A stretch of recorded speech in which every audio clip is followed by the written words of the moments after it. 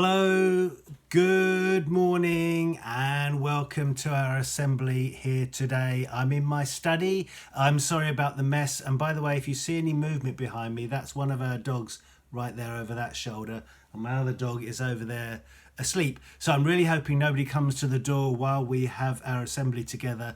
Otherwise, it could be quite a barky, noisy time. This is the last assembly of the half term. And as you all know, the theme has been wisdom. And the kind of the signature verse has been Proverbs chapter 8, verse 11. Wisdom is worth much more than precious jewels. I love that. Wisdom is worth much more than precious jewels. So we've been looking at wisdom. So what is wisdom? So I was thinking about this as I was walking the dogs this morning, like you do, and I was thinking of a car. Now, knowledge is knowing that that car has got windscreen wipers, it's got a steering wheel, it's got an engine, it's got a chassis, wheels, it's got everything that it's got that makes it a car. But wisdom is knowing how to use that car well. So for instance, in order to look after the environment, I might, only use that car when I really need to. And perhaps I might use the train and the bus, which are ecologically much more friendly. And perhaps I might try and give people lifts when I can. So you'll hear about lift sharing, where that means like 2 or 3 people go to work together in the same car. Which again means there's less cars on the road. So wisdom is what you do with the car, how you use it, and knowledge is knowing what the car's made up of. That's kind of how I understand the difference between knowledge and wisdom. Brilliant. We've had lots of Bible stories that you've looked at. I make it that there were, hang on, let me count, 1, 2, 3, 4, 5 key Bible stories that you looked at. Now then, as a recap, I'm not going to do all the work for you. I wonder if you could do a little bit of work for me. What do you reckon? So have a think about the stories, and I'll just remind you in a moment, and have a think what were your best bits. So we had 5 stories. We had the road to Emmaus, which was found in Luke 24, and this was recognizing the risen Jesus. Remember those disciples who were walking along, and this guy comes and joins them as they're walking along, and Jesus has just risen from the dead, and everybody's a bit, oh, what on earth has happened? And bit by bit they realize, it's Jesus, and Jesus reveals himself. So my favorite bit was that when they realized it was Jesus all along. I wonder what your best bit was about that story. The second story, choosing to be wise. This was King Solomon and his dream in 1 Kings 3. And this is where he talks to God in his dreams. God meets him in his dreams. And my favourite bit of this was when King Solomon, the fact that King Solomon is talking to God in his prayers, in his dreams. I think that's amazing. What was your favourite bit? The third story, Solomon's wise decision, and this follows on directly from that Bible passage, 1 Kings 3, and so it's verse 16. And this is where he makes a really tricky decision. If you remember, it involved a baby, and a baby's died, and this other baby's alive, and King Solomon's presented with this awful problem about who's the mother of this baby. And I love the fact that he made a wise decision about this baby. So that was my favourite bit of that story. The fourth one, the wise and foolish builders, was Matthew 7. And this was about God, through Jesus, teaching us how to build a really good foundation for our lives. A little bit like knowing that it's a car isn't enough. You've got to know how to use the car, use your wisdom. Okay, so it's the wise and foolish builders. And I love the way that Jesus, my favourite bit about this was the fact that Jesus uses stories, parables, to tell us messages, to get the message across. And I thought that was brilliant. So that was my favourite bit. And the last one of all, Pentecost, you'll have just had that, which the church celebrates around about this time of year after Jesus rises from the grave. This is the coming of the Holy Spirit. This is where tongues of fire are seen to come down on the disciples, and they speak in different languages, and they share the good news of Jesus, that he's risen from the grave and that he's alive. Amazing story. And my favourite bit of this is where the tongues of fire settle on each of the disciples when the Holy Spirit comes. And they are transformed from just ordinary guys, really, to world changers, world beaters. So I love that. What were your favourite bits from those 5 stories? I'll give you a few moments to have a think about that. Off you go now.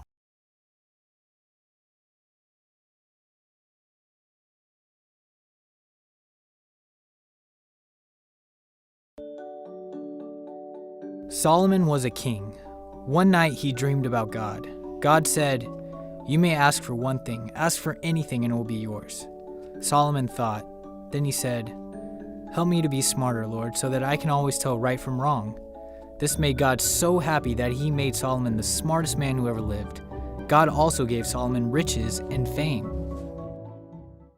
Okay, we've had the first section which looked at a recap of this first half term and the fact that you've been looking at wisdom. Anyway, I thought we'd have a little bit of a deeper look at God's wisdom in all of this. Now then, a while back, and I'm really sorry this has taken such a while, to class 6 in particular, so sorry this has taken a while, but we got there in the end. I asked all of you, what would you ask God? And here are the answers. So I'm hoping this is the kind of thing that God might say to your questions. Do you know if there is any other life on planets besides Earth? And that's from Teddy. Thank you very much, Teddy. What a great question. Do you know if there's any other life on planets besides Earth? Well, I don't know, but I don't think so. Oh, sorry to be a real damp squib and to burst the bubble. There may well be.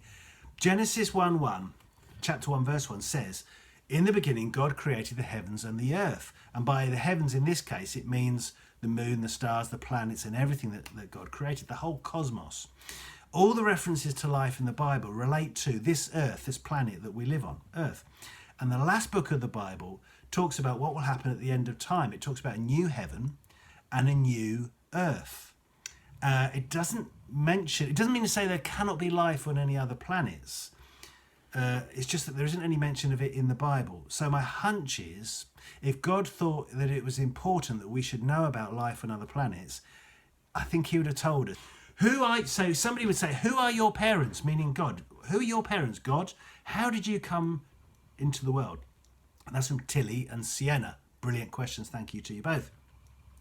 Okay, so I'm going to use Genesis chapter 1, verse 1 again. The very first words in the Bible say, in the beginning, God. In the beginning, God. In other words, nothing existed before God. So you can't have any parents. Sorry if that's a real disappointment.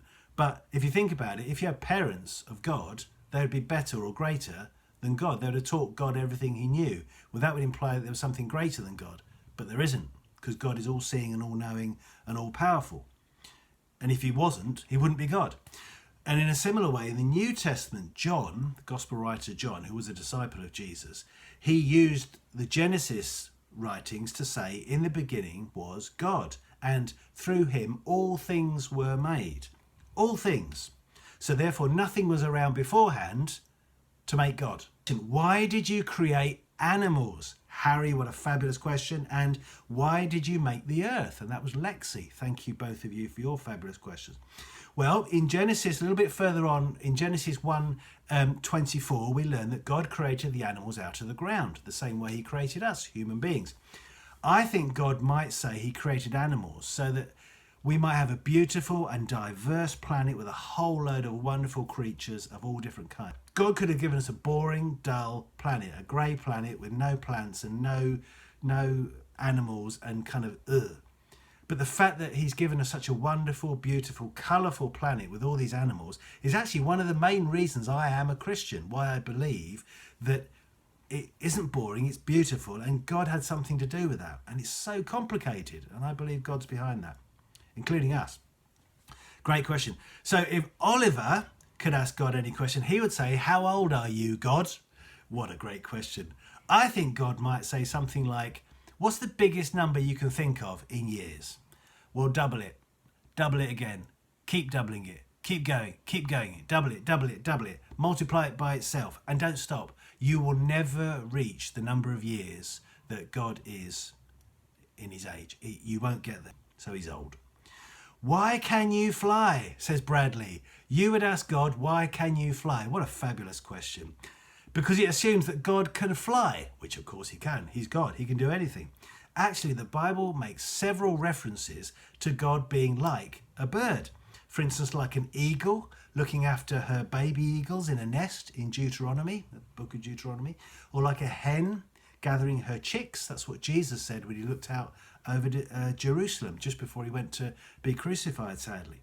And in Psalm 91 verse 4, and I love this, and this has been a particularly important psalm during lockdown when people have really struggled and with coronavirus and everything else. It says this, verse 4, he, God, will cover you, meaning Israel, with his feathers, and under his wings you will find refuge. In other words, a safe place. What a beautiful psalm that is. I hope that helps. So yes, Bradley, God can fly, I reckon. Why can you not make peace on earth, and why are there wars? And why can you flood the whole of creation, like we hear in the creation story? Several questions in there. Well done, Isla. Thank you very much. First, God can make peace on earth. So why can you not make peace on earth? But God can. God can make peace on earth. One of his names is Prince of Peace. Well, God, why don't you make peace on earth? Really good question. But way back in the beginning, God gave us the choice of how we should live. So we're not robots. We have free will. The trouble is, human beings down the ages, including me, including you, have taken that free will and we've made bad choices. We make bad choices, and of course we make good choices as well. That is part of what makes us human. Unfortunately, when people like kings and queens and presidents and prime ministers and other people with lots of influence, people in charge of countries, use the power they've been given to hurt others, be selfish, start wars and be greedy, and they think they know best, then that's when we really get into trouble. That's when wars start, sadly.